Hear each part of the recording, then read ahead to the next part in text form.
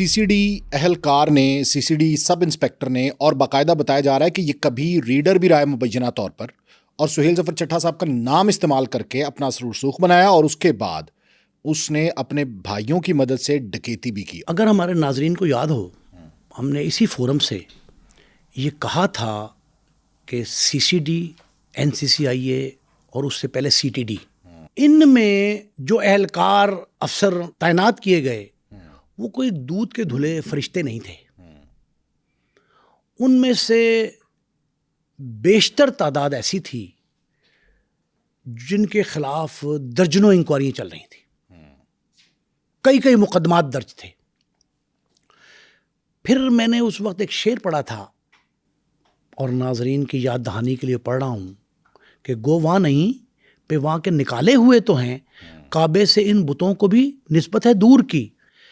آپ نے پولیس کے محکمے سے ہی جو لوگ لے لیے جن کے خلاف قتل, ڈکیتی, اغوا, چوری,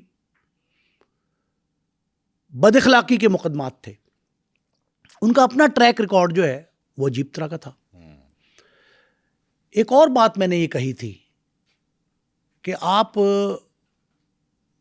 ٹاپ موسٹ بہت اچھا تعینات کر دیں اور اس کو فورس بہت کمزور کرپٹ دے دیں تو رزلٹ کیا لیں گے.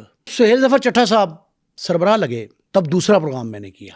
میں نے کہا کہ یہ بہت علاقوں میں ڈی پی او, آر پی او رہا ہے, پولیس کی سربراہی کی, ایڈیشنل آئی جی کے منصب تک پہنچے, لیکن جو ان کو ٹیم دی گئی, یہ جملہ میں نے کہا, وہ ایسا تھا کہ جیسے اشتہار دیا گیا ہو کہ جتنے مہا کرپٹ,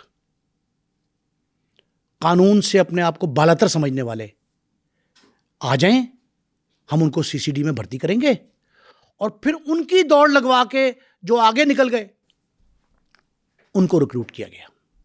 یہ میں نے جملہ کہا تھا. اسی طرح سیم این سی سی آئی اے میں تھا. این سی سی آئی اے کے بارے میں نے کہا تھا کہ اس کا تو سربراہ بھی ایک ایسا ہے جس کے خلاف انکوائریوں اور مقدمات زیر سماعت رہے. متنازع شخصیت ہے. متنازع. یہ کیوں کہا تھا کہ کئی افراد کا پولیس میں خاص کر انسپیکٹر لیول تک جو تھے سی سی ڈی میں, ان کا اعمال نامہ میں نے دیکھا, بیشتر کا ان کی ریڈ انٹریز اتنی ہوتی تھیں جس سے لگتا تھا کہ ان کا ماضی اچھا نہیں ہے. جب وہ آ گئے تو اس کے بعد فورس کا مورائل اپ ہونے کی بجائے ڈاؤن ہوا تھا. لیکن سی سی ڈی کی وجہ سے تو فورس کا مورال جو ہے وہ بلند ہوا. سی سی ڈی کی وجہ سے ہوا, لیکن بات سنیں, اس میں ایک بہت اچھا کام کیا سہیل ظفر چٹھا صاحب نے کہ ود ان دی آفس اپنے ڈپارٹمنٹ میں انہوں نے احتساب کا عمل اتنا کڑا, سخت نگرانی والا متعارف کرایا کہ جس سے یہ ڈر کے بھاگنے لگے. میرے پاس وہ تعداد بھی موجود ہے جن لوگوں نے تبادلے کروا لیے کہ اب ہم شکنجے میں آ جائیں گے. اور وہ بڑا کلیئر میسج تھا سہیل ظفر چٹھا صاحب کا کہ اگر کوئی بھی شخص میلا فائڈی پایا گیا تو اس کے ساتھ کوئی رعایت نہیں کی جائے گی. ہاں بالکل ایسے. اور ہم نے دیکھا. اب آپ سنیں ہوا کیا.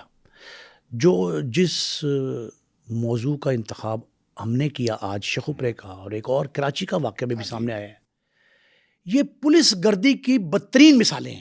میں نے آپ سے کہا کہ کوئی ایسا قبیح, شدید, سنگین جرم نہیں ہے جو پولیس والے خود ارتکاب نہ کرتے ہوں. میں نے تو اسے بھی آپ کے پروگرام میں یہ کہا تھا جملہ کہ یہ جو بھاٹی گیٹ کے قریب سانحہ ہوا داتا دربار کے سنگم میں, وہ خاتون بچی سمیت, جس کو پولیس والوں نے یہ کہا کہ یہ واقعہ سرے سے ہوا ہی نہیں, اور جو غلام مرتضیٰ تھا خامند اس متوفیہ کا, اس پہ ہی چارج لگا دیا اپنی روایت کے مطابق کہ اس نے مارا ہے, اس کے خلاف 302 کا مقدمہ.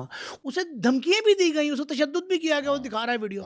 تو اس وقت میں نے کہا تھا یہ قتل ہے اور قتل عمد ہے. جس پولیس والے نے پکڑ لیا, انہوں نے اچھا کیا, وزیر اعلیٰ صاحبہ نے بہت سخت نوٹس لیا.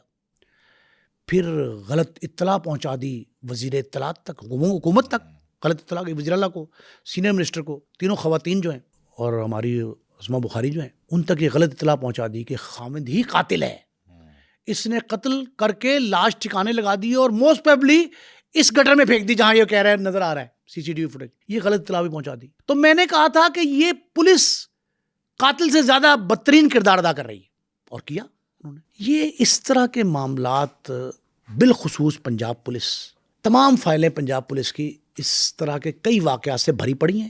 پنجاب کی تو تاریخ یہی ہے کہ پولیس والے قاتل بھی ثابت ہوتے رہے, ڈکیت بھی ثابت ہوتے رہے, چور بھی نکلے, اختیارات سے تجاوز بھی کرتے رہے, اغوا کار بھی رہے, پھر اس سے بڑھ کے لوگوں کے گھروں میں در و دیوار چار دیواری کا تقدس پامال کرنے کے جتنے واقعات ہیں پنجاب کی تاریخ بھری پڑی ہے. لیکن سندھ میں بھی اس طرح کے واقعات رونما ہوئے. کہا یہ جاتا تھا کہ پنجاب پولیس کا یہ خاصہ ہے, یہ تمغہ شجاعت جو ملا ہے نا پنجاب پولیس کو, کہ وہ اس طرح کے اختیارات سے تجاوز کرتی ہے. لیکن سندھ میں بھی یہ شروع ہو گیا. لیکن یہ ریشو بڑی کم ہے. مطلب وہ کہتے ہیں پولیس ایک پلی لیتی ہے کہ اگر ہزاروں انسپیکٹرز میں, ہزاروں پولیس یونیفارم میں جو لوگ ہیں, اس میں اگر ایک دو آ جاتے ہیں تو آپ اس کو بہت زیادہ ہائی لائٹ کرتے ہیں. بھائی ایک دو اگر ہوں تو بھی ٹھیک ہے, ایک چلیں. دوسری بات یہ ہے کہ قانون کا رکھوالا جو ہے, جو محافظ ہے, وہ اگر قانون کی دھجیاں اڑا رہا ہو تو ایک بھی کم ہے, دو ہے, چار ہیں, جتنے بھی ہیں وہ کم تو نہیں ہے. اب عجیب سی صورت حال ہے. یہ شیخوپورہ جو ہوا کہ دیکھیں میں بتاتا ہوں شیخوپورہ والی بات. اب آپ یہ سمجھیں, رازن کو کبھی رہبر منزل نہیں کہتے. یہ جو رازن ہے نا, جو قانون کے محافظ ہیں, وہ عدم تحفظ کی نشانی بنے ہوئے, اس کا شاہکار ہیں وہ. اس وجہ سے میں یہ کہہ رہا ہوں. اب رہی بات شیخوپورہ میں, شیخوپورہ کا واقعہ تفتیش میں کیا نکلے گا یہ بات کی بات ہے. ابتدا میں جو کچھ ہوا وہ واقعہ صرف سی سی ڈی کے منہ پہ نہیں تماچا, محکمہ پولیس کے منہ پہ تماچا ہے, بدترین تماچا ہے, زناٹے دار. ایک اور سنیں, یہ کالک ہے اس کی پیشانی پر سی سی ڈی کے. یہ وہی ڈوگر ایک ایسا ہی ہے شیخوپورہ سی سی ڈی میں تعینات ہے, جس کے بارے میں کہا جاتا ہے کہ بڑے بڑے اعلیٰ افسروں کے ساتھ نائب ریڈر پی ایس او کے طور پہ کام کیا اس نے, اور بڑا دبنگ تھانے دار سمجھا جاتا ہے, دبنگ تھانے دار. اور اسی کی بنا پر کہ وہ طاقتور ہے, بے خوف ہے, نڈر ہے, اس کو سی سی ڈی میں لگایا گیا ہوگا. شیخوپورہ سے لوگ ڈسٹرکٹ پولیس سے وہاں گئے تھے. اس کے گھر میں شیخوپورہ پولیس ایک ریڈ کرتی ہے, اور اس کے گھر سے وہ جو وکیل صاحب کی ایک ایف آئی آر تھی, بتاتا ہوں پہلے جب پتہ لگتا وہ بات کی بات. اس کے گھر سے چوری کی مال مقدمہ جو ہوتا ہے, چوری کر کے, کسی تھانے کا مال مقدمہ نہیں کہ جی تھانے کے مال خانے سے نکال لیا ہے, کسی تحصیل مال خانے سے, صدر مال خانے سے نہیں, وہ نہیں, ڈی سی آفس سے نہیں نکالا, باقاعدہ چوری کر کے لایا گیا. 8-9 موٹر سائیکلیں, سینکڑوں کی تعداد میں میگزین پسٹل کے, 10-12 رائفلیں, 10-12 پسٹل, موبائل ایسوسریز, موبائل ٹیلی فون سیٹ, گھریلو سامان, طلائی زیورات, نقدی. کیا شے ہے جو اس کے گھر سے نہیں نکلی